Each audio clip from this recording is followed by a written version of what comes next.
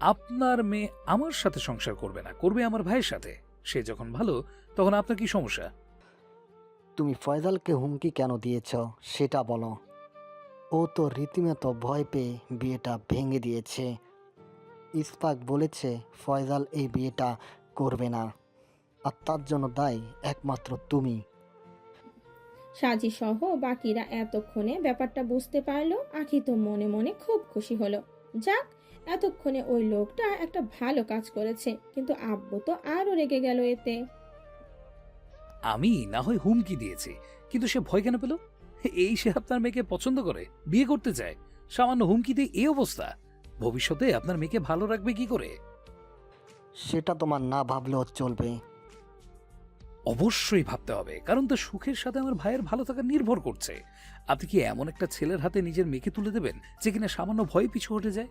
নাকি আমার ভাইয়ের সাথে বিয়ে দেবেন যে এক কথায় আপনার মেয়ের জন্য প্রাণ পর্যন্ত দিয়ে দেবে? নিজের রাগ থেকে বাইরে বেরিয়ে দেখুন মিস্টার খান, মেয়ের ভালো সুখের কথা ভাবুন। আগেও আপনাকে বলেছি, জোর করে কিছু চাপিয়ে দেবেন না, তাতে আপনার মেয়ে ভালো থাকবে না। সেটা আমাকে বুঝতে দাও। আপনিই তো ঠিকটা বুঝছেন না, তাই তো বারবার আমাকে বোঝাতে হচ্ছে। দেখেছ রুবা, তোমার বান্ধবী ছেলের কাণ্ড দেখো। আমার পিছনে ছুরি মারার চেষ্টা করছে। ঠিকই তো করেছে, এতে যদি তোমার পাগলামিটা একটু কমে। রুবা, একদম চিৎকার করবে না, নিজের পুরনো সত্তা থেকে বেরিয়ে এসো। সবাই এত করে বলছে, তাও তোমার মন গলে না? নিজের মেয়ের দিকে একবার তাকিয়ে দেখো, দেখলেই বুঝতে পারবে তার কষ্টটা। বাবা কেন হয়েছে, মেয়েদের মন বোঝো না? হ্যাঁ তুলেছি, তুলতে বাধ্য হচ্ছি। আখি ততক্ষণে নিচে নেমে এসেছে, অনেক কষ্টে সিঁড়ি ভেঙে নিচে নেমেছে সে। জুবায়ের খান আখির দিকে তাকিয়ে বলে, তুমিও কিছু বলবে নাকি? বলার হলে বলে ফেলো। জুবায়ের খান কল কেটে দিলে সাত শব্দ করে হাসে। মনে করতে থাকে দুপুরে ঘটে যাওয়া ঘটনা। May I come in? জি কামিন। সাত ব্যস্ত পায়ে কেবিনে ঢোকে। বসার অনুমতি না নিয়েই বসে পড়ে। হঠাৎ করে অনুমতি না নিয়ে বসে পড়ায় ফয়জাল সাদের দিকে তাকায়। কিছু বলতে যাবে তার আগেই সাদ বলে ওঠে, বিয়ে করার খুব শখ, তাই না? ফয়জাল ভ্রু কুঁচকে তাকায়, বোঝার চেষ্টা করে ব্যাপারটা। মানে বুঝলাম না ঠিক। সিরাত খান সাঁঝি, ডটার অফ জুবায়ের খান, চিনতে পেরেছেন তো? হ্যাঁ, চিনতে পারলেই তো কথা, কিন্তু আপনি এখানে কেন এসেছেন ঠিক বুঝলাম না। আর সাজির কথাও বা এখানে আসছে কেন? বিয়েটা ভেঙে দিন, সে আমার বাড়ির বউ হবে। সাদের কথা বুঝতে কিছুক্ষণ সময় লাগে ফয়জালের। আপনার বাড়ির বউ হবে যখন আমাকে কেন বলছেন? জুবাইর আঙ্কেলকে গিয়ে বলুন। বলবো তো অবশ্যই, তবে যত্নে যখন কোনো গাছকে বৃদ্ধি পেতে দেব, তখন কি আশেপাশে আগাছা রাখা উচিত?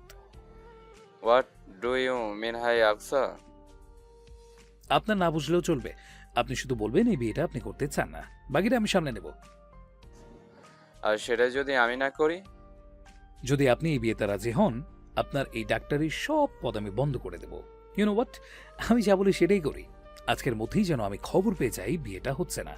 আর আজকে আপনাদের ওই বাড়িতে যাওয়ার কথা ছিল, সেটারও প্রয়োজন নেই। আপনি আমাকে ঠেট করছেন, ভয় দেখাচ্ছেন আমাকে। কি ভেবেছেন আমি আপনার কথায় ভয় পেয়ে যাব? যেটা আপনার মনে হয়, তবে ভয় আপনি পাবেন, তবে এখন না, আমার কথা না শুনলে তখন।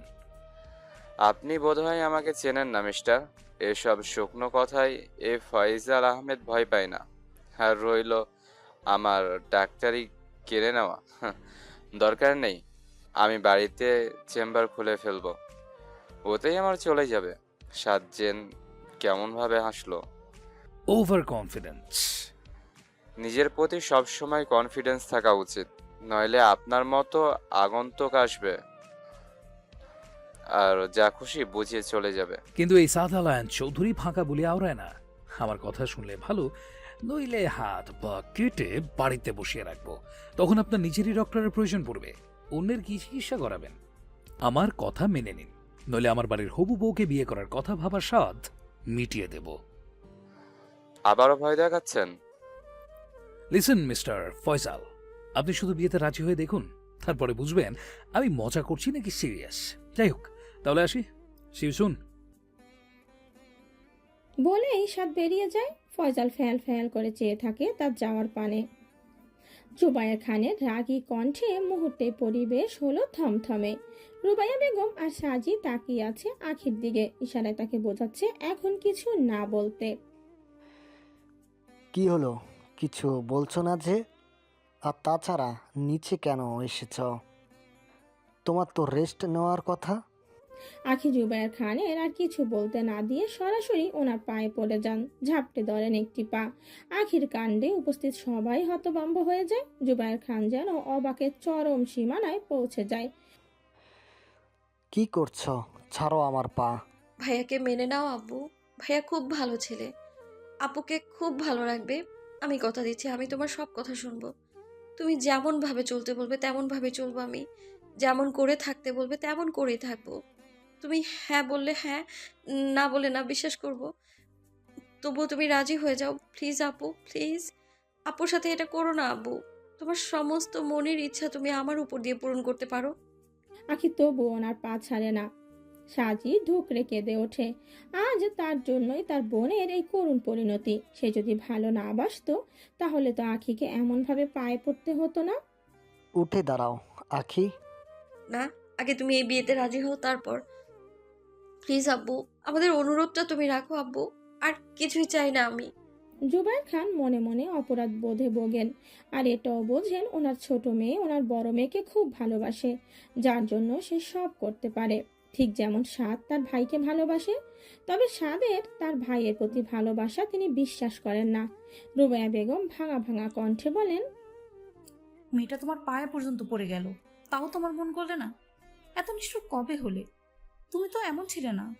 তোমার অভিমান হয়, কিন্তু রাগের বসে মেয়েদের কষ্ট দিবে? জুবায়ের খান সাজির পানে ফিরে তাকায়। সে নিঃশব্দে চোখের পানি বিসর্জন দিচ্ছে। তিনি আখিকে দাঁড় করান। খুব আব্বু, খুব। আমি বিয়েতে মত দিলে সবাই খুশি হবে। বেশ, তবে তাই হোক। তবে একটা জিনিস, ওই বাড়িতে যদি আমার মেয়ের কোনো কোনো অসম্মান হয় তাহলে কোনো দিন আমি তোমাদের মাফ করব না। আর না করব ওই চৌধুরী বাড়ির সদস্যদের। বিষণ্ণ মন হঠাৎ করে আনন্দে নেচে উঠল, গেয়ে উঠল ভালোবাসার গান। সাজির মুখের কালো মেঘ সরে এক ঝাঁক রোদেলা এসে উকি মারল। আনন্দে চিকচিক করে উঠল অশ্রুকণা। ঠোঁটের কোণে ফুটে উঠল সূক্ষ্ম হাসি। জুবায়ের খান সেই চিকচিক করা মুখের পানে চেয়ে স্বস্তি পেলেন। ভেবে নিলেন মেয়ের খুশিতেই তাদের খুশি। আখি এখনো নিজের বিস্ময় কাটিয়ে উঠতে পারেনি। তার হাত এখনো জুবায়ের খানের পায়ে স্পর্শ করে আছে। সে যেন কথাটা শোনা মাত্রই বাকরুদ্ধ হয়ে আছে। খুশিকে কেমন ভাবে উপভোগ করবে সেটাই ভুলতে বসেছে। রুবাইয়া বেগম খুশিতে কেঁদে উঠলেন। শিমুর চোখে মুখে অবিশ্বাস্যতা, তবে মনের মাঝে এক ঝাঁক ভালো লাগা কাজ করছে। সেও তো ভালোবাসে। ভালোবাসার মানুষকে নিজের করে পাওয়ার যে আনন্দ সেটা সে বোঝে। সে পায়নি তো কি হয়েছে, বড় আপা তো পাচ্ছে, তাতেই সে খুশি। জুবায়ের খান আখিকে ধরে দাঁড় করালেন। এতক্ষণ পায়ে চেপে বসে থাকায় তার পায়ে যন্ত্রণা করছে, হাঁটুতে টনটনে ভাব অনুভব করছে। তবুও তার মনে শান্তি বিরাজমান। সে খুশি, খুব খুশি। অবশেষে সে তার আব্বুকে মানাতে পেরেছে, নিজের মধ্যে সাহস জুগিয়ে কথাগুলো বলতে পেরেছে। আর এটা সম্ভব হয়েছে সাদ চৌধুরীর জন্য। হ্যাঁ, তার জন্যই। সেই তো এই লড়াই শুরু করেছিল, শুধু শেষটা সে করলো। আখি মনে মনে কৃতজ্ঞতা প্রকাশ করলো সাদের প্রতি। জুবায়ের খান তার পরিবারের সদস্যদের দিকে ফিরে বললেন, তোমরা সবাই খুশি তো? খুব খুশি। তুমি এমন একটা সিদ্ধান্ত নিয়েছো, আমি খুব খুশি হয়েছি। দেখো, আমাদের মেয়ে ওই বাড়িতে খুব ভালো থাকবে, সুখে থাকবে। মা বাবা হিসেবে আমরা তো শুধু এটাই চাই, আমাদের মেয়ে ভালো থাকুক। সাজি, তোমার ফোন থেকে ওই ছেলেকে কল করো, আমি ওর সাথে কথা বলবো। সামির কি আব্বু? হ্যাঁ, আখি যা, ঘরে গিয়ে রেস্ট কর। কাল একবার ডাক্তারের কাছে নিয়ে যাব তোমাকে। আমি ঠিক আছি আব্বু, আর একটু এখানে থাকি। আব্বু, রিং হচ্ছে। অপর পাশ থেকে কল রিসিভ করেই কেউ বলল, শ্বাসবাতে কোথায় ছিলে তুমি সারাদিন? জানো আমার কত চিন্তা হচ্ছিল। তুমি ঠিক আছো তো?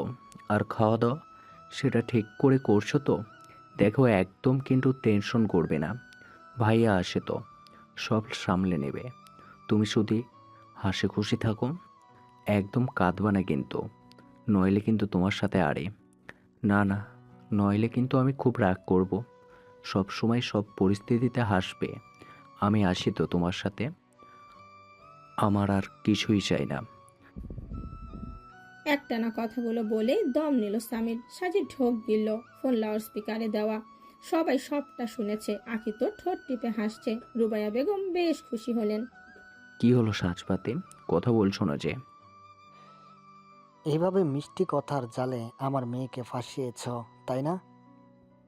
জুবায়ের খানের কথায় সামির ভ্যাবাচাকা খেয়ে যায়। মামা, আই মিন স্যার, আপনি? স্যার? বাহ, দুই ভাই দুই অবতার। একজনের কাছে মিস্টার খান, অপরজনের কাছে স্যার। ভালো, বেশ ভালো। মামা বলার অধিকার দিলে ওটাই বলে ডাকবো। ততদিন না হয় স্যার বলেই সম্বোধন করে। নিজের আম্মুর কাছে ফোনটা দাও, আমি ওনার সাথে কথা বলতে চাই। কথাটা শোনা মাত্রই সামির বিস্মিত হলো বেশ। ভাবলো আধো কি ঠিক শুনেছে সে, না ভুল শুনেছে। তাই শিওর হওয়ার জন্য সে জিজ্ঞেস করলো, আমার আম্মুর সাথে। তা নহলে কি আমার আম্মুর সাথে? সামির অবাক হয়। না মানে, আচ্ছা দিচ্ছি বলেই সে নিজের রুম থেকে নিচতলায় নেমে আসে। জান্নাতুল বেগম ননদের সাথে বসে কথা বলছিলেন। ওনারা জান্নাতুল বেগমকে মিষ্টি মিষ্টি ভাষায় অপমান করছেন, যেটা সাবিহা বেগমের মোটেও পছন্দ হচ্ছে না। তিনি মাঝে মাঝে কথার জবাব দিচ্ছেন, কিন্তু জান্নাতুল বেগমের ইশারায় আবার চুপ হয়ে যেতে হচ্ছে, যার কারণে উনি জান্নাতুল বেগমের প্রতিও রেগে যাচ্ছেন। আমি আগেই বলেছিলাম তোমার ভাইজান এই বিয়ে মানবেন না। খালি খালি আমরা সেখানে গেলাম আর অপমান হয়ে ফিরে আসলাম। এটা কি খুব দরকার ছিল? আমাদের পানি পর্যন্ত খাওয়াইল না। এই ওনার মানবতা? সব লোক দেখানো। আপা, ভাবি তো বলেছেন খাওয়ার কথা, কিন্তু সাদি তো বারণ করলো। স্বাদ বারণ করলেই শুনতে হবে ভাবি? উনি তো জোর করতেও পারতেন। তুমি কি ওখানে খেতে গিয়েছিলে ছোট আপা? ছোট ভাবি, তুমি আমাকে খাওয়ার খোটা দিচ্ছ? একদম না ছোট আপা, আমার কি সাহস আছে? তবে যেহেতু আমরা সবাই এক পরিবারের, তাই একজনের সমস্যা মানে সবার সমস্যা, তাই আপার সমস্যা মানে আমাদেরও সমস্যা। এখানে রাগ করলে তো হবে না। খুব দেখছি বড় ভাবির ভাইয়ের কথা বলছো। প্রতিটি মানুষই তার নিজের জায়গা থেকে ঠিক। আমরা যাকে 6 বলি তারা তাকে 9 বলে। তার মানে এটা নয় যে তারা ভুল বা আমরা ভুল। তাই আমাদের উচিত তাদের জায়গা থেকে দাঁড়িয়ে তাদেরকে বোঝা। কাবেরী বেগম রেগে গড় করে উঠলেন। আরো কিছু বলতে যাবেন, তার আগেই সেখানে সামির এসে উপস্থিত হয়। আম্মু, তোমার ফোন। আমার ফোন? কে কল করেছে? মামা। মামা? কথাটা শুনে বেশ অবাক হলেন জান্নাতুল বেগম। সঙ্গে অবাক হলেন উপস্থিত সবাই। জান্নাতুল বেগম কাঁপা কাঁপা হাতে ফোনটা নিলেন। সামির ফোনটা লাউডস্পিকারে দিয়ে দিল। উনি কি বলবেন সেটা ওরও শোনা দরকার।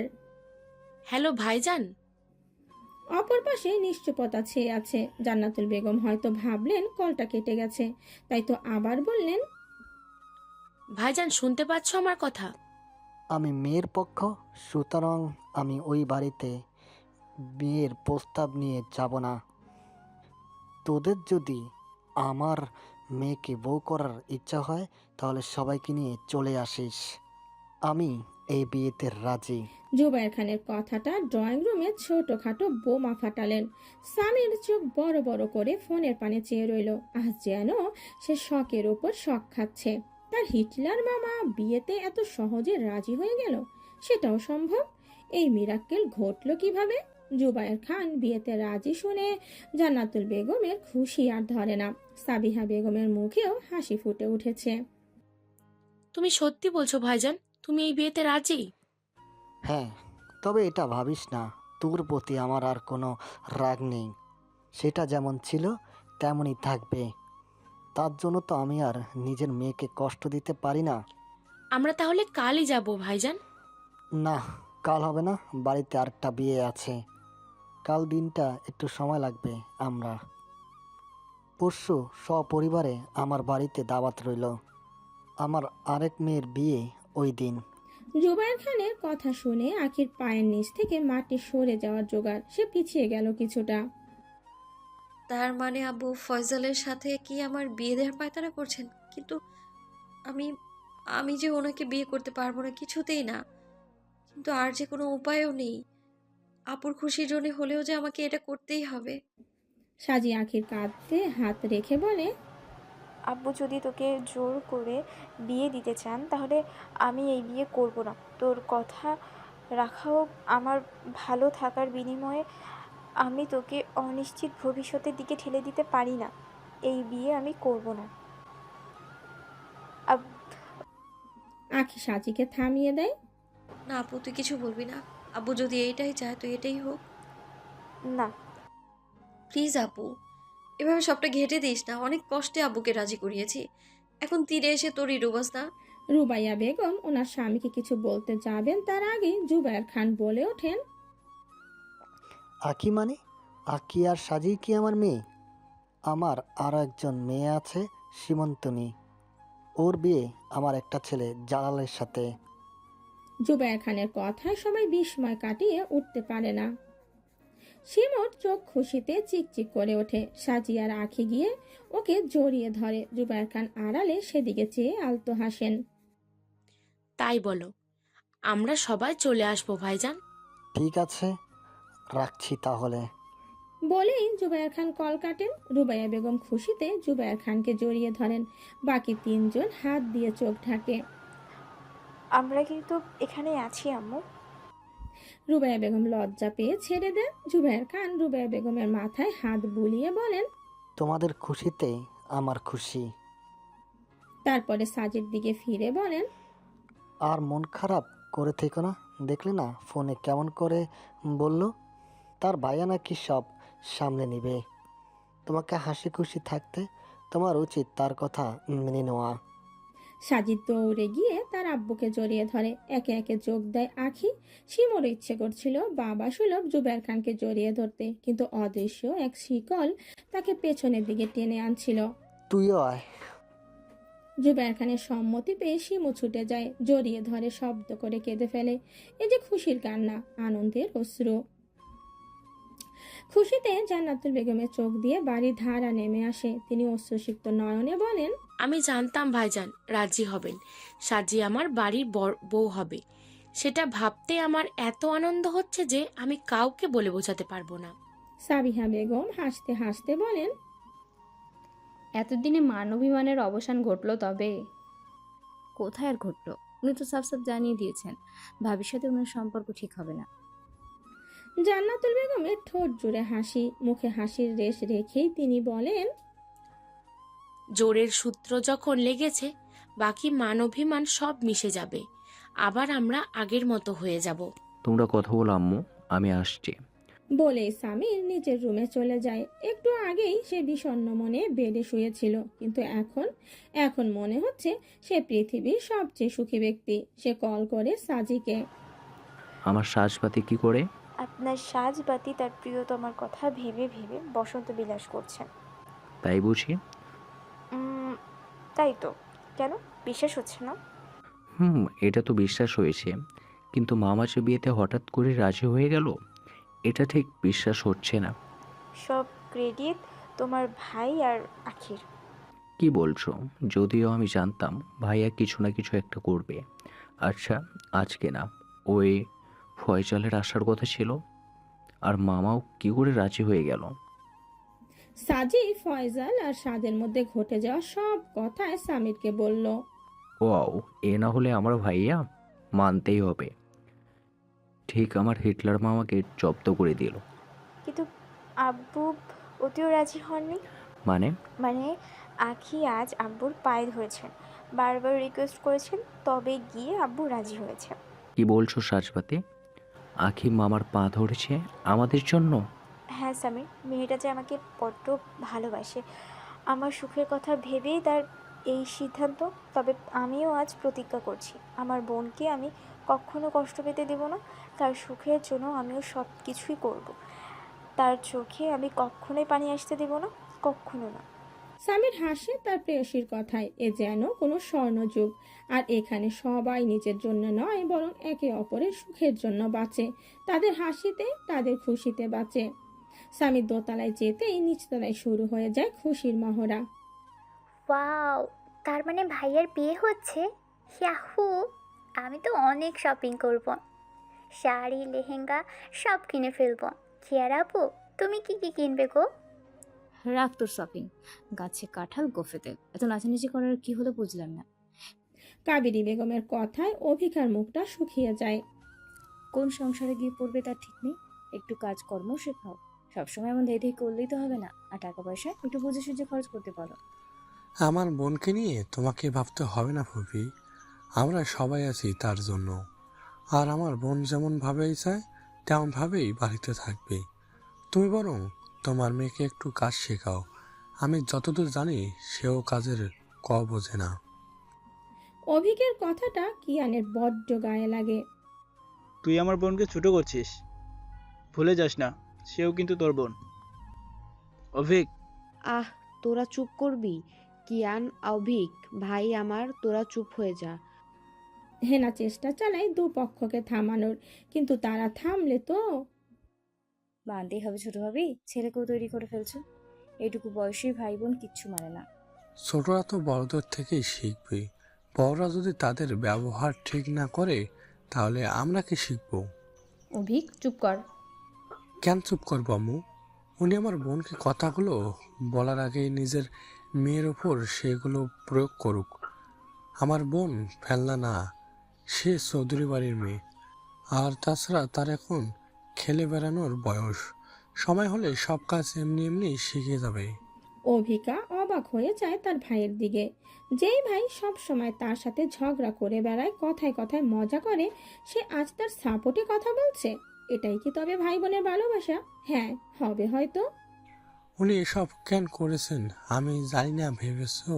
নিজের মেয়েকে তো 7 ভাইয়া বিয়ে করেনি, তাই সে রাগ সবার ওপর ছাড়ছে। অভিক এক থাপ্পড় মারবো তোকে। উনি তোর ফুপু হন, ভদ্রভাবে কথা বল। এই দিনটা শোনার জন্য আমি বেঁচেছিলাম। দেখ আব্বা দেখ, এখন তো দেখছি বাপের বাড়িও আসা যাবে না। সবাই ঠিকই বলে, যতদিন আব্বা আম্মা বেঁচে থাকেন বাপের বাড়ি ততদিন। কথাটা যথার্থতা আজ হাতে হাতে বুঝতে পারছি আমি। চুপ কর কাবেরী, মন খারাপ করিস না। এটাই মেয়েদের জীবন, মেনে নে। বাপের বাড়ি এখন আর বাপের বাড়ি নেই। বিরক্ত হয়ে তার আম্মুকে বলে, আম্মু তুমিও শুরু করো না। মামার বাড়ির চামচামি করা বন্ধ কর হে না। কদিন পরে দেখবি কিয়ারার মতো তোকেও সবাই অপমান করবে। দেখলি না বোনের সাথে কেমন ব্যবহার, তোর সাথে এমন ব্যবহার করতে কতক্ষণ? ওদিকে কিয়ারা ন্যাকা কান্না জুড়ে দিয়েছে। জান্নাতুল বেগম ওকে গিয়ে সান্ত্বনা দিচ্ছেন, বোঝাচ্ছেন ছোট মানুষ ভুল করে সব বলে ফেলেছে, কিন্তু সেই সবে কি আর কিয়ারার কান আছে? সে এখন রাগে ফুঁসছে। সবার সামনে সাতকে নিয়ে অপমান করায় তার রাগ তীর তীর করে বাড়ছে। আমি এর প্রতিশোধ নেব, অভিক নেব। আগে এই বাড়ির বউ তো হইনি, তারপরে এই ব্যবহারের প্রতিশোধ আমি সুদ সমেত ওসুল করব। অভিক মনে মনে বলে, আজ বাগে পেয়েছি তোমাকে। খুব আমার ভাইয়ার বউ হওয়ার শখ, তাই না? জীবনেও পারবে না। আমার ভাইয়ার বউ তো মনের দিক থেকে অনেক ভালো হবে। আমার মতো হবে না, তোমার মতো হবে না। তুমি বোনের মতোই থেকো। তোমার মাথায় তুলে রাখবো, কিন্তু ভাবি হওয়ার চেষ্টা ভুলেও করো না। সারাদিন এখানে ওখানে মিটিং থাকায় অফিসের কাজগুলো সামলাতে সামলাতে আজ একটু বেশি দেরি হয়ে যায়। সাত যখন বাড়িতে ফেরে তখন ঘড়ির কাঁটা রাত 1টাতে বিদ্যমান। সে ড্রয়িং রুমে প্রবেশ করতেই প্রতিদিনকার মতো চিত্র আজও তার মানসপটে ভেসে ওঠে। সাত দীর্ঘশ্বাস ফেলে এগিয়ে যায়। আম্মু, আম্মু। জান্নাতুল বেগমের হালকা ঘুম ভেঙে যায়।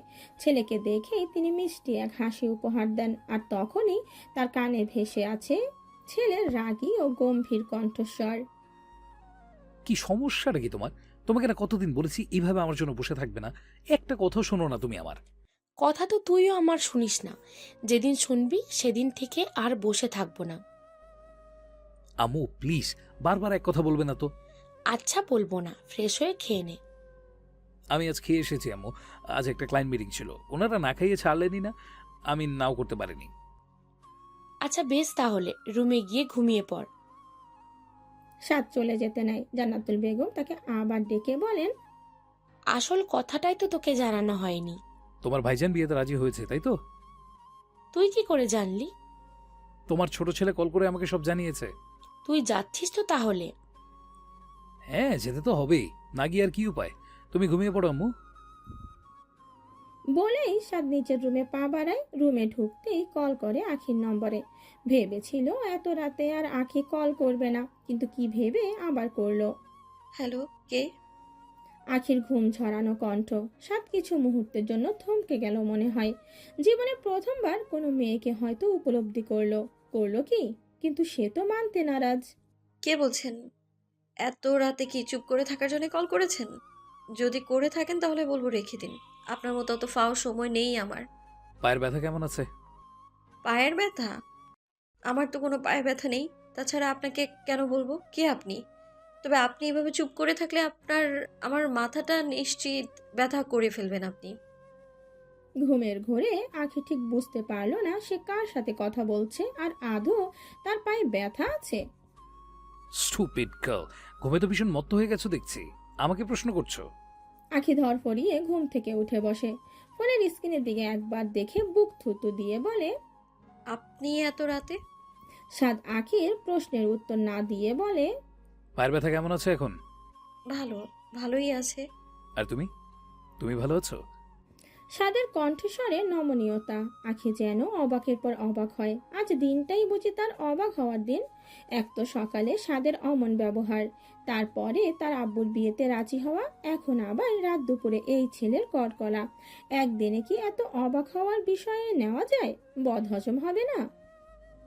কি হলো, চুপ করে কেন?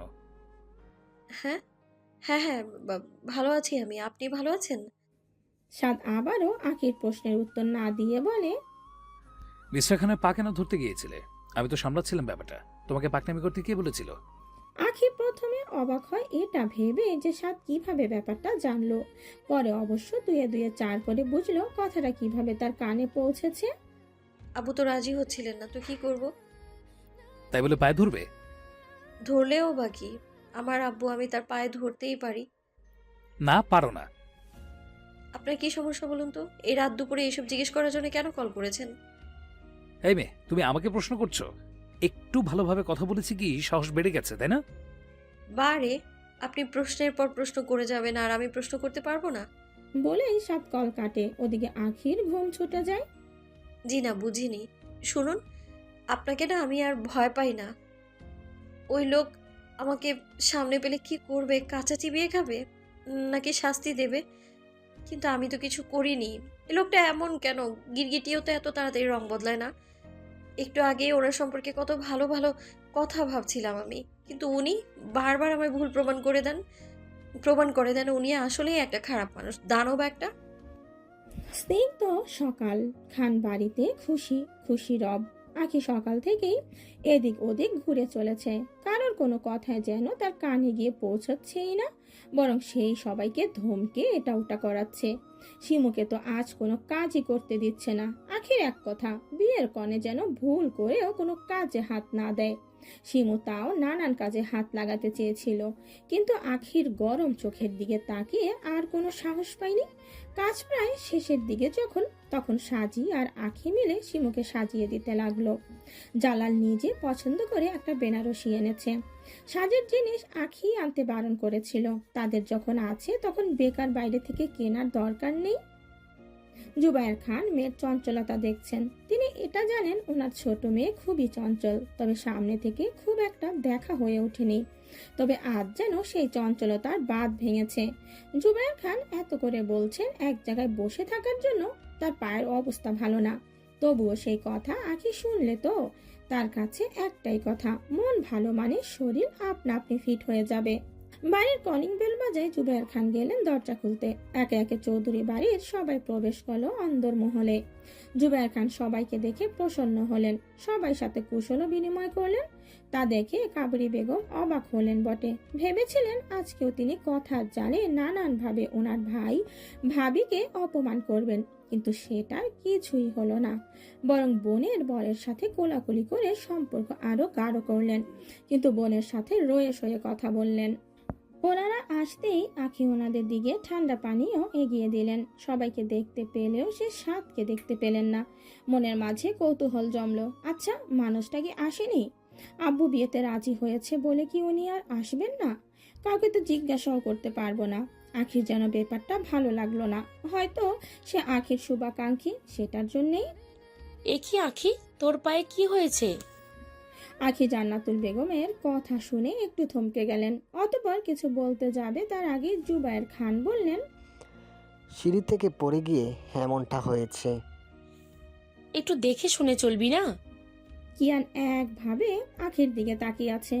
মেয়েটা আজ হালকা সেজেছে, তাতেই যেন তাকে অপশরীর থেকে কম সুন্দর লাগছে না। কিয়ানের বুঝি হার্ট অ্যাটাক করলো। সে মন্ত্রমুগ্ধের ন্যায় তাকিয়ে থাকলো আখির দিকে। কিয়ানের এমন মুগ্ধ হয়ে থাকা নজরে কয়েকবার আখির নজর পড়েছে। ততবারই তার রাগ উঠেছে, জমে গেছে অস্বস্তিতে। কিন্তু এদের সবার মাঝে এই নিয়ে তো কিছু বলাও যাবে না। তার ওপর তার আপু এই বাড়ির বউ হবে। এখন তাকে শান্ত থাকতে হবে। মাথা গরম করে কোনো কাজ করলেই বিপদ। কিয়ান আখির অগোচরে তার দিকে ফিরে হেসে মনে মনেই বলে, কবে যে তোমাকে নিজের মনের কথা বলতে পারবো, আর কবে যে নিজের করে নেব, এই বিরহ যে আর সইছে না আখি। তোমার রূপ, তোমার ওই নেশালো চোখ, আমি যে পাগল হয়ে যাচ্ছি, তৃষ্ণার্ত হয়ে যাচ্ছি প্রতিটা মুহূর্তে। কবে এই ভালোবাসার সুধা পান করতে পারবো বলতে পারো? এই কষ্ট যে আর সহ্য হওয়ার নয়। আখির সাথে অভিকা সেই যে কথা শুরু করেছে থামার আর নামই নেই। এদিকে কিয়ারা একা একা বসে ওদের কথা শুনছে আর বিরক্ত হচ্ছে। মুখ ফুটে সামান্যতম বাক্য সে বার করছে না। বারবার সেদিনের কথা মনে পড়ে যাচ্ছে আর রাগে তার শরীর রি করে উঠছে। স্বামীর এসে পর্যন্ত এদিক ওদিক সিঁড়ির পানে তাকিয়েই যাচ্ছে, কিন্তু কাঙ্ক্ষিত মানুষের দেখা সে এখনো পায়নি। সে আশাহত হলো। মাঝে কয়েকদিন কেটেছে আর তার সাজবাতির মুখটা দেখেনি।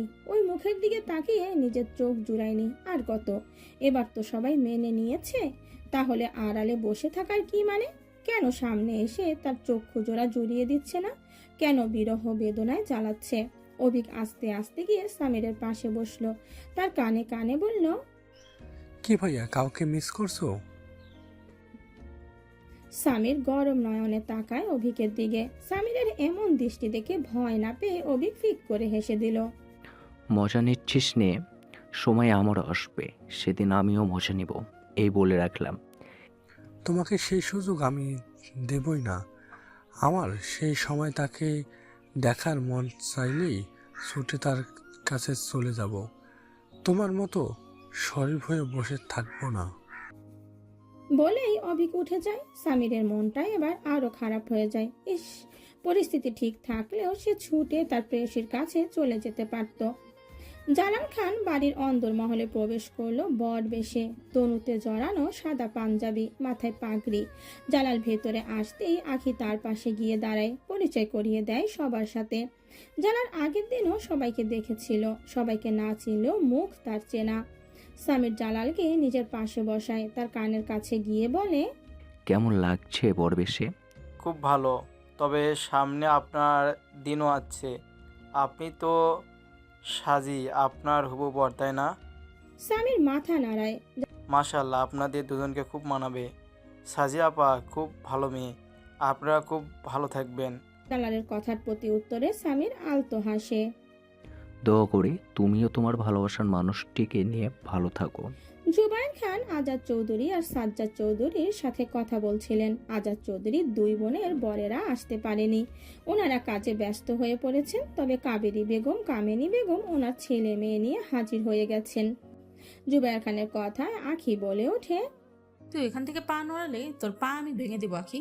সকাল থেকে বাদরামি করছিস, কারো কথা শোনার প্রয়োজন মনে করছিস না।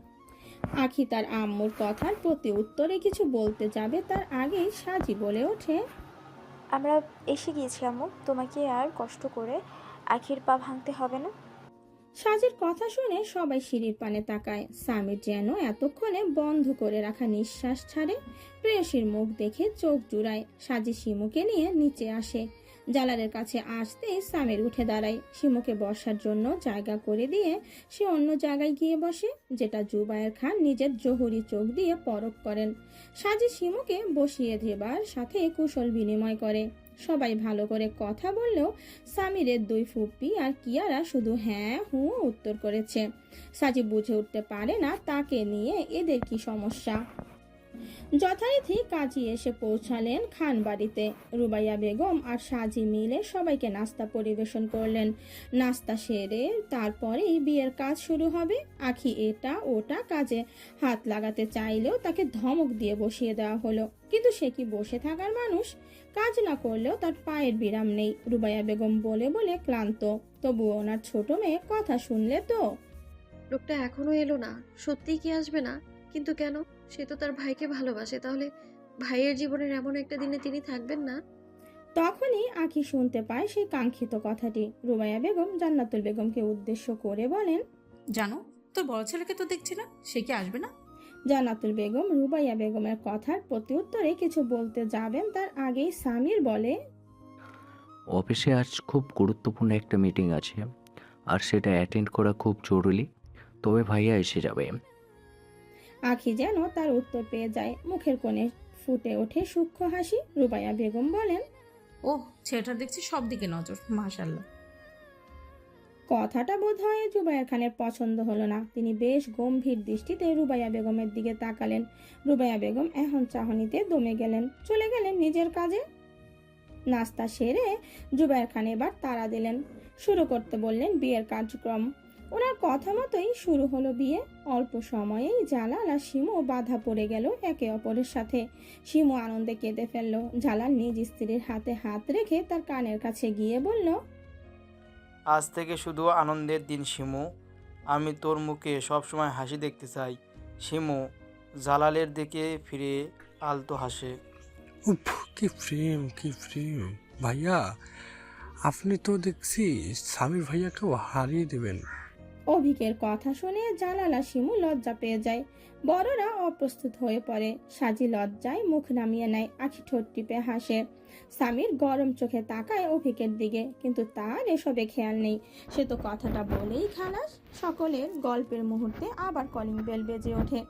ওই মনে হয় স্বাদ এসেছে। রুবাইয়া বেগম বলেন, ঠিক আছে, আমি দেখছি। তুমি বসো আম্মা, আমি দেখছি। বলেই আখি রুবাইয়া বেগমের উত্তরের অপেক্ষা না করে দরজার পানে যায়। কাবেরী বেগম আখির দিকে কিছুক্ষণ তাকিয়ে থাকেন, বোঝার চেষ্টা করেন তার অভিব্যক্তি। রুবাইয়া বেগম মায়ের প্রতি রুষ্ট হন। মেয়েটাকে বলেও তিনি এক জায়গায় বসাতে পারেন না। তিনি দীর্ঘশ্বাস ফেলে রান্নাঘরে চলে যান। আখি গিয়ে দরজা খুলতেই আখির নজরে আসে সাদের ক্লান্ত ঘর্মাক্ত গম্ভীর মুখখানা। দেখেই বোঝা যাচ্ছে কারো সাথে ঝামেলা করে এসেছে। আখি কিছুক্ষণ সে গম্ভীর মুখের পানে তাকিয়ে থাকে। এই রাগী ছেলেটা কখন যে তার মনে শ্রদ্ধার জায়গা করে নিয়েছে সেটা সে নিজেও জানে না। আখির মুখে এতক্ষণ মৃদু একটা হাসি বিদ্যমান ছিল, কিন্তু সাদের ওই মুখশ্রী দেখার পর তার মুখের হাসি গায়েব হয় মুহূর্তেই। তবে নিজের নজর সরায় না, অপলক চেয়ে থাকে সাদের দিকে, বোঝার চেষ্টা করে তার অভিব্যক্তি। কিন্তু সেটা তো সম্ভব না। তাকে বোঝা আর মরুভূমিতে প্রাণীর সন্ধান মেলা সমান। এভাবে দাঁড়িয়ে থাকবে নাকি আমাকে ভেতরেও যেতে দেবে? সাদের কথায় আখির ধ্যান ভাঙে। জি, আসুন আসুন। আখি জায়গা করে দিতেই সাদ ভেতরে প্রবেশ করে। সাদকে দেখে রুবাইয়া বেগম রান্নাঘর থেকে বেরিয়ে আসেন, আলতো হেসে বলেন, ওই তো সাদ এসে গেছে। সাদ সবার সাথে কুশল বিনিময় করেন। জুবায়ের খানও অবশ্য বাদ যান না। আখি হালকা খোঁড়াতে খোঁড়াতেই ভেতরে আসে। যতটা আনন্দ নিয়ে দরজা খুলতে ছিল, মুখে এখন ততটাই অন্ধকার। আখির মুখ দেখে রুবাইয়া বেগম বলেন, মুখটা অমন করে আছিস কেন? পায়ে ব্যথা করছে? বেশ হয়েছে, কথা বলতে একটা কথা শোনার প্রয়োজন মনে করিস না। এখন নাও।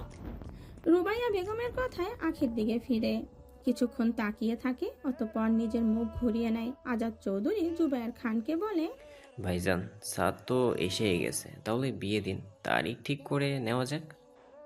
হ্যাঁ, আপনারাই একটা ভালো দিন ঠিক করুন, আমার কোনো সমস্যা নেই।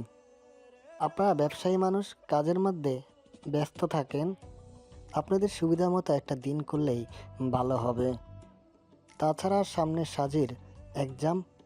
আমি চাইছিলাম যদি এক্সামের আগেই বিয়েটা দিতে চান তাহলে তাড়াতাড়ি বিয়েটা ডেটটা ফালাতে হবে, আর এক্সামের পরে দিতে চাইলে একটু লেট হবে।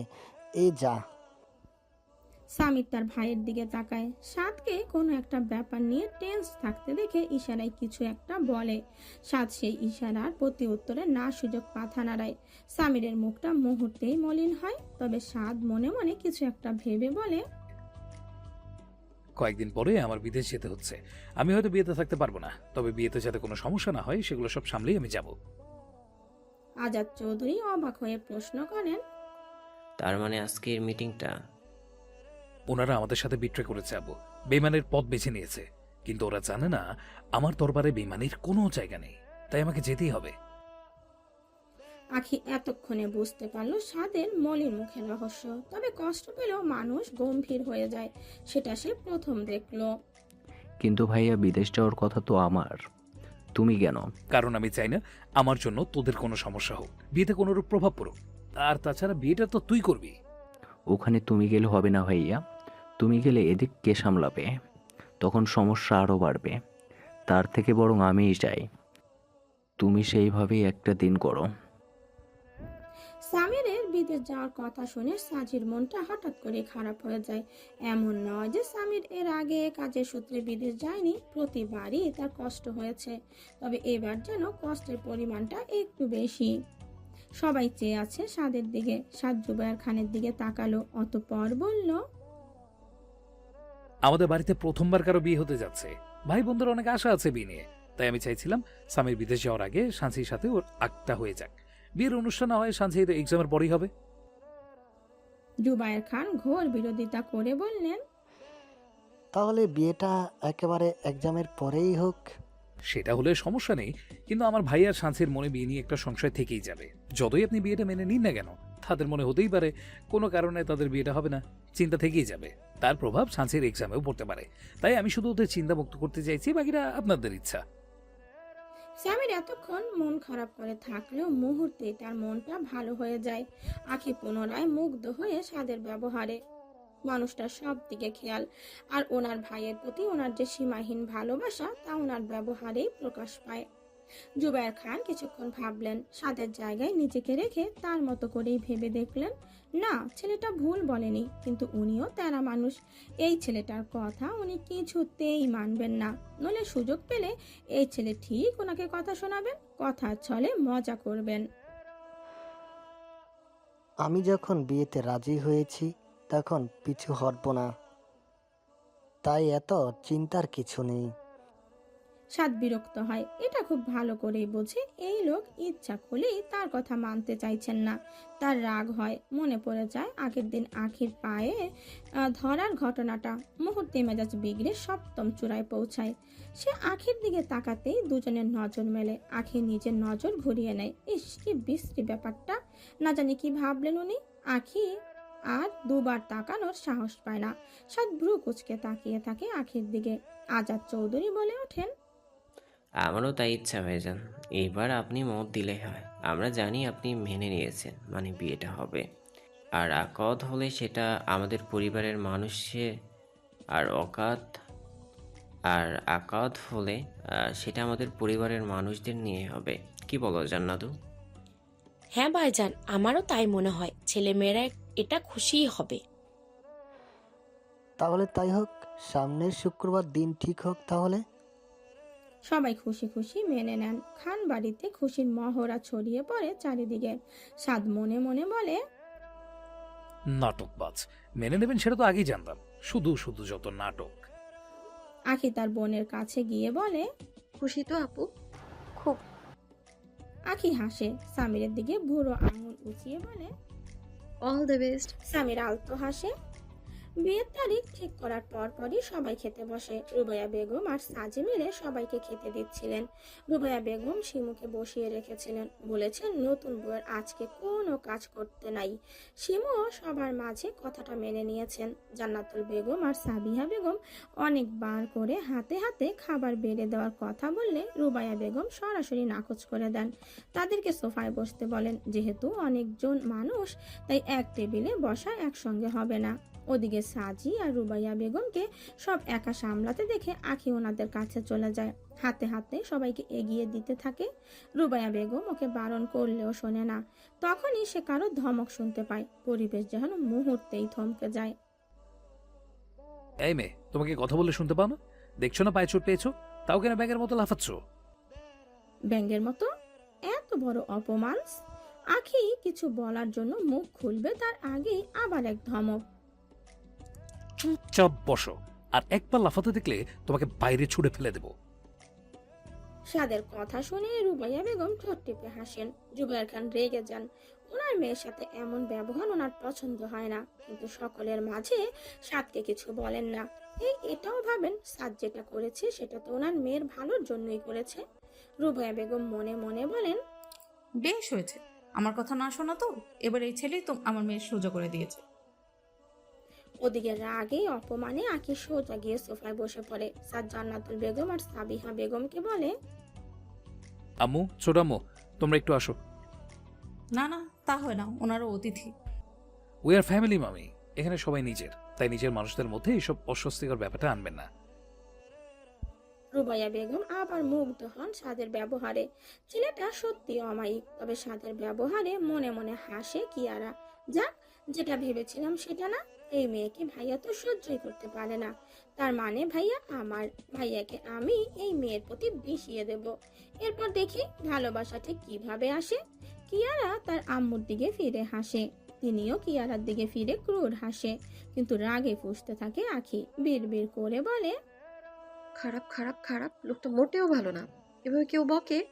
কিন্তু উনি তো আমাকে বাঁচিয়েছেন, আমাকে নতুন জীবন দিয়েছেন। দিলেও বাকি বকেছেন তো আবার। খাওয়া দাওয়া সেরে সবাই একটু বিশ্রাম নিচ্ছেন। কেউ কেউ নানান কথা বলছেন, এতদিনের জমানো কথা ঢেলে দিচ্ছেন। সাজির ঘরে ছোটরা সবাই জমাট হয়ে আসর জমিয়েছে। সামিরও সেখানেই আছে, নেই শুধু আখি আর সাদ। আখি রান্নাঘরে জোরে জোরে এটা ওটা রাখছে, যার দরুন হালকা শব্দও হচ্ছে, তবে সেই শব্দের রেশ সীমিত দূর পর্যন্ত প্রবাহিত হচ্ছে। কোনো এক কারণে তার খুব রাগ হচ্ছে, কি জন্য হচ্ছে সেটা সে নিজেও বুঝতে পারছে না।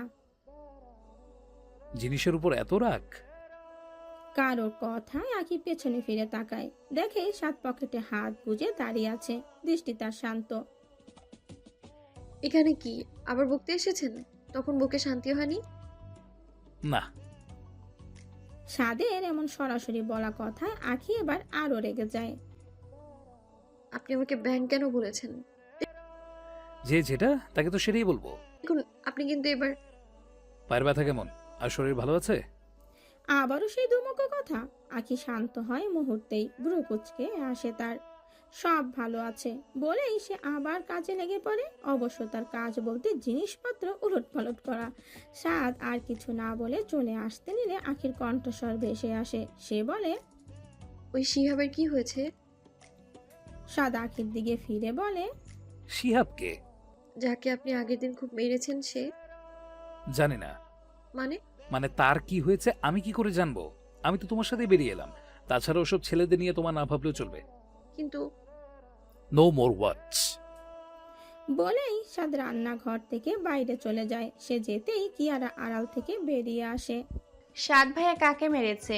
আর আখির জন্য মেরেছে? হ্যাঁ, তাই তো মনে হলো, কিন্তু কেন? আর এই শিহাবটাই ভাগে। এক মিনিট, আমাদের ইউনিভার্সিটির শিহাব নয় তো? OMG, আখি কি ওই ইউনিভার্সিটিতে পড়ে? খোঁজ নিতে হচ্ছে তো। যাই হোক, আম্মুকে সব জানাতে হবে, আর আমাকেও সবটা খুঁজে বাড়ি করতে হবে। এই মেয়ে সুবিধা না, ভবিষ্যতে আমার ভালোবাসার হাত বাড়াতে পারে সে। তাই তো সেই বাড়ানো হাত আগে কেটে ফেলতে হবে। ব্যবসা গরমে সবার নাজেহাল অবস্থা। বৃষ্টি হব হব করেও যে ধরনীতে তার অবস্থান পতিত করতে পারছে না। আখি এই গরমের মধ্যে তার দুই বান্ধবীকে নিয়ে এগিয়ে চলেছে ক্যাম্পাসের দিকে। গরমের মধ্যে মেয়েটার ফর্সা মুখশ্রীর করুণ অবস্থা। আগামীকাল সাজির আখির পায়ের অবস্থা আগের থেকে অনেকটাই ভালো। সামনেই তার এক্সাম। কয়েকদিন ইউনিভার্সিটি আসতে পারেনি, তাই আজ এসেছে কিছু নোটস কালেক্ট করতে। যদিও রুবাইয়া বেগম আসতে দিতে চাইছিলেন না, তবুও সে জোর করে এসেছে। রুবাইয়া বেগমের ভাষ্য মতে আখি অনেক পড়াশোনা করে ফেলেছে, আর দরকার নেই। আগে নিজের সম্মান, নিজের বেঁচে থাকা, তারপরে সব। কিন্তু আখি শোনেনি। সেই নিয়ে বাড়িতে এক দফা ঘূর্ণিঝড় হয়ে গেছে, কিন্তু আখি গাছের শক্ত শিকড়ের মতো এক জায়গায় দাঁড়িয়েছিল। নিজের সিদ্ধান্ত থেকে এক চুলো নড়েনি। শেষে বাধ্য হয়ে আখিকে আসতে দিতে হয়েছে। তবে স্থির হয় এবার থেকে জালাল তাকে ইউনিভার্সিটি নিয়ে আসবে আর দিয়ে আসবে। আখিও সেটা মেনে নিয়েছে। সে পড়াশোনা করতে চায়। একজনের ভয়ে সারা জীবন তো বাড়িতে এভাবে বসে থাকতে পারে না। ক্যাম্পাস আজকে শান্ত। হাজার হাজার ছাত্রছাত্রীর উপস্থিতি থাকলেও অন্য দিনের মতো রমরমা পরিবেশটা আর নেই। তবে সবার চোখে মুখে কৌতূহল আর ভয়ের ছাপ। সেই সঙ্গে আছে প্রশ্নের ছড়াছড়ি। আখি প্রথমে বুঝলো না কি হয়েছে, কিন্তু আগের দিনের ঘটনার কথা স্মরণে আসতেই সে কুঁকড়ে যায়। ভাবতে থাকে, শিহাব তো ছাত্র ইউনিয়নের ছেলে, তাহলে ও কি সবাইকে সবটা বলে দিয়েছে? সে কি আদৌ ইউনিভার্সিটি এসেছে? ভয়ে আখি সারা শরীর কেঁপে ওঠে। বাড়িতে এক প্রকার যুদ্ধ করে আসলেও এখন তার মনে হচ্ছে এখানে না আসলেই বুঝি ভালো হতো। এখন যদি তার কেউ ক্ষতি করে দেয় কি হবে, সেটা ভেবেই সে শুকনো ঢোক গিলল। কবিতা ও নীলাশা এই ব্যাপারে এখনো কিছু জানে না। আখি তাদের কিছুই জানায়নি, নইলে তার সাথে ওরাও ভয় পাবে। কি হয়েছে বলতো? আমিও কিছু বুঝতে পারছি না রে নীলা। আখি আসেনি বলে আমরাও তো এলাম না। এই আখি, তুই কি কিছু জানিস? সাজি আপু তো এসেছিল ইউনিভার্সিটি, সে কিছু বলেনি? না রে, আপুও আসেনি। সামনে আপুর এক্সাম, তাই এখন বাড়িতে পড়াশোনা করছে। আখির কথা শুনে কবিতা হতাশ হয়। আচ্ছা চল গিয়ে দেখি। ইচ্ছা না থাকা সত্ত্বেও আখি সামনের দিকে এগিয়ে যায়। তারও শোনা দরকার ঘটনাটা কি। কবিতা কয়েকটা সিনিয়র মেয়ের কাছে গিয়ে দাঁড়ালো। তারা শিহাবের ক্লাসমেট। কবিতা তাদের জিজ্ঞেস করলো, আপু এখানে কি হয়েছে? সবাই এমন শান্ত হয়ে আছে কেন? তৃষ্ণা নামের মেয়েটি ওদের তিনজনের দিকে কেমন যেন করে তাকালো, অতঃপর বলল, কেন তোমরা আজ জানো না? কবিতা না সূচক মাথা নাড়িয়ে বলে, আসলে আমরা কয়েকদিন ইউনিভার্সিটি আসতে পারিনি, তাই জানি না কিছু। তৃষ্ণা দীর্ঘশ্বাস ফেলে বলে, আসলে কেউ যেন শিহাবকে পশুর মতো পিটিয়েছে। শিহাবের কথাটা শোনা মাত্রই আখির বুকটা ধক করে ওঠে। ভাবে এই বুঝি সে ধরা পড়ে গেল। কি বলছেন আপু? কিন্তু কেন? সেটা জানি না, তবে রাস্তার ধারে নর্দমার পাশেই তার দেহখানা পড়েছিল। সে এখন শহরেরই একটা হসপিটালে ভর্তি আছে। আখি কাঁপা কাঁপা কণ্ঠে বলল, ওনার জ্ঞান ফিরেছে? সেটা মনে হয় আর সম্ভব না। আখি কৌতূহল নিয়ে প্রশ্ন করে, মানে সে কোমাতে চলে গেছে, ঠিক হওয়ার চান্স আর নেই। তাছাড়া ডক্টর তার রিপোর্ট দেখে বলেছে সে নাকি নিজের পুরুষত্ব হারিয়েছে। সেই ব্যথা, যন্ত্রণা আর মারের আঘাতের জন্যই এই অবস্থা তার। আখি, নীলাশা, কবিতা সবাই অবাক হয়। আখি মনে মনে স্বস্তির নিঃশ্বাস ফেলে। তবুও কোথায় যেন একটা খারাপ লাগা কাজ করে তার। হঠাৎ করে স্বাদের কথা মনে পড়ে যায় তার সেদিনের হিংস্র রূপ। সেই রূপের জন্যই তো আজ এই অবস্থা। তবে তার মনে প্রশ্ন থেকে যায়, আর তো দুজন ছিল, তাদের কি হলো? কিন্তু সেই প্রশ্নটা বাইরের কাউকে করতে পারে না। করলেই তার উপর সন্দেহের চোখে সবাই দেখবে, হয়তো ধরাও পড়ে যাবে। তাই বেশি কৌতূহল দেখিয়ে লাভ নেই। কিছু জিনিস ভেতরে দমিয়ে রাখাই উত্তম। কি বলছেন আপু? শিহাবের মতো এমন একটা মানুষের সাথে কে এমন করার সাহস পেল? জানি না, তবে যে করেছে সে হয়তো কারো ভালোবাসার মানুষ বা শুভাকাঙ্ক্ষী। কারণ শিহাব যা চরিত্রহীন, দেখা গেল কারো ভালোবাসার দিকে হয়তো হাত বাড়িয়েছিল, আর সে এসে সেই হাত কেটে দিয়েছে। ভালোবাসার মানুষ? না, আমি ওনার ভালোবাসার মানুষ নই, আর না ওনার শুভাকাঙ্ক্ষী। তিনি শুধু আমাকে বাঁচাতেই এটা করেছেন। হয়তো অন্য কেউ থাকলেও করতেন। আখিরা সেখান থেকে চলে আসে। আজ আর ক্লাস হবে না, কারণ ছাত্র ইউনিয়নের বাকি ছেলেগুলো কোনো টিচারকে ক্লাস করতে দিচ্ছে না। তাদের এক কথা, আগে শিহাবের এই অবস্থার বিচার হবে, তারপরে ক্লাস। টিচারগুলো লাগে ফুসলেও কিচ্ছু বলতে পারছে না, কারণ কিছু বলতে গেলেই পাল্টা আঘাত ওনাদের দিকেই আসবে। স্যার বলে তখন আর কেউ মানবে না। কি দরকার এই তরুণ বিগড়ে যাওয়া প্রজন্মকে চটানো? তার থেকে কদিন না হয় ক্লাস নাই বা নিল। শিহাবের কি হলো? কবিতার মুখে কৌতূহলের ছাপ। আমিও বুঝতে পারছি না রে, তবে যা হয়েছে ভালোই হয়েছে। আগের দিন সে আখির সাথে খারাপ ব্যবহার করেছে, সৃষ্টিকর্তা হয়তো সেই শাস্তিই তাকে দিয়েছে। বাপ বাপকেও ছাড়ে না, তার বাপের ভরা হয়তো আখির কাছে এসে পূর্ণ হয়েছে, তাই তো এই হাল হলো, তাই না বল আখি? এই আখি। হ্যাঁ। আখি চমকে ওঠে। কোথায় হারিয়ে গেছিস? ভাবছি, শিহাবের কথা ভাবছি। ভাবিস না আর, বেশ হয়েছে। ওদের মতো ছেলের সাথে এমনই হওয়া উচিত। তবে মানতেই হবে যে এই কাজটা করেছে তার এলেম আছে। উফ, একবার যদি তাকে সামনে থেকে দেখতে পেতাম, চোখ জুড়িয়ে যেত। আখি ওদের কথার উত্তর না দিয়ে বলে, বাড়ি যাবি তো? নীলাশা আর কবিতা একসঙ্গে উত্তর দেয়, যাব। ঠিক আছে যা, আমার বাড়ি তো উল্টো দিকে, আমি চলে যাব। ওরা আখি থেকে বিদায় নিয়ে চলে যায়। আখি দাঁড়িয়ে দাঁড়িয়ে কিছু একটা ভাবে, অতঃপর কল করে সাদের নম্বরে। সাদ সবে অফিসে ঢুকেছে, তখনই তার ফোন কর্কশ শব্দে বেজে ওঠে। ফোনটা হাতে নিয়ে সে অবাক হয় কিঞ্চিত, তবে প্রথমে তার মাথায় একটা কথাই ভেসে ওঠে। মেয়েটির কোনো বিপদ হয়নি তো? সাদ কল রিসিভ করা মাত্রই ওপাশ থেকে ভেসে আসে, আপনি কোথায় ভাইয়া? সাদের মেজাজ বিগড়ায়, দাঁতে দাঁত চেপে বলে, কতবার বলবো যে আমার সাথে সম্পর্ক বাতাতে আসবে না? আমার আব্বু সম্পত্তি হাতাতে চাও? তাহলে কি বলে ডাকবো? সবাই তো আপনাকে ভাইয়া বলেই ডাকে। So what? সবাই আর তুমি এক না, তুমি আমার পছন্দের কেউ নাও, তাই তোমার থেকে এইসব সেন্টিমেন্টাল ডাক আমি শুনতে চাইছি না। আখি দাঁতে দাঁত চেপে মনে মনে বলে, ঠিক নিজের আসল রূপটা দেখিয়ে দিলেন মিস্টার চৌধুরী। আপনাকে ভালো মানুষ ভেবেছিলাম আমি, তবে কি আর করার, আপনাকে যে জায়গায় বসিয়েছি সেখান থেকে দূর দূর করে তাড়িয়ে দেওয়া তো সম্ভব না। আখি নিজের রাগ কন্ট্রোল করে শান্ত কণ্ঠে প্রশ্ন করে, শিহাব মানে আগের দিনের ছেলেটা এখন কোমায় আছে, বাকি দুজন কোথায়? আর শিহাব নর্দমার পাশে কি করে গেল? এই মেয়ে, তোমাকে বলেছি না আমাকে প্রশ্ন করবে না? জানার অধিকার আছে আমার। আমি আজ ভয়ে ভয়ে ইউনিভার্সিটিতে এসেছি, আমার জানা দরকার। কোনো দরকার নেই জানার, আর ভয় পাওয়ারও আর কোনো কারণ নেই। তুমি বিপদমুক্ত। তুমি আগে যেভাবে ইউনিভার্সিটি আসছিলে, বাড়ি ফিরছিলে, সেভাবেই চলতে পারো। নো মোর ওয়ার্ডস।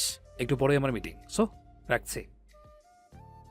বলেই সাদ কল কাটে। তবে সাদের ব্যবহারে আখির প্রচন্ড রাগ হয়।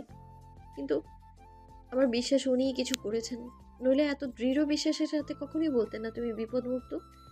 কিন্তু কি করেছেন উনি? আর ওই ছেলে দুটোই বা কোথায়?